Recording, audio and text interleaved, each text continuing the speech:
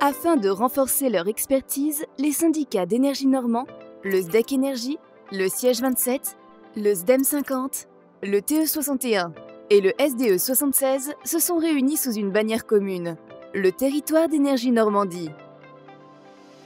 Une de leurs missions est d'accompagner les collectivités normandes dans la maîtrise de leur consommation pour ainsi diminuer leur facture énergétique et améliorer leur bilan environnemental.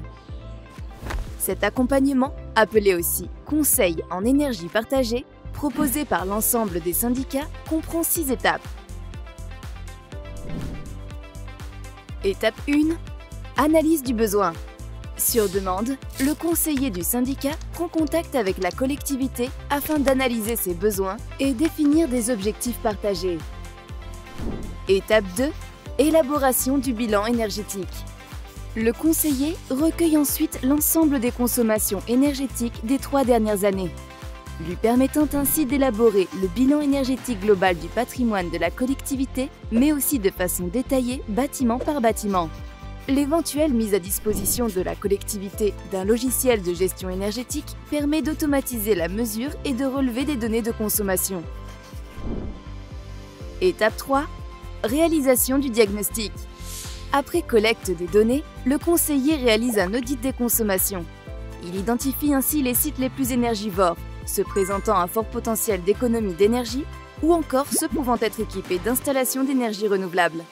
Lors de la visite des bâtiments, le conseiller confirme son diagnostic grâce à l'utilisation d'outils tels que des caméras thermiques, des sondes de température ou encore, le cas échéant, des drones.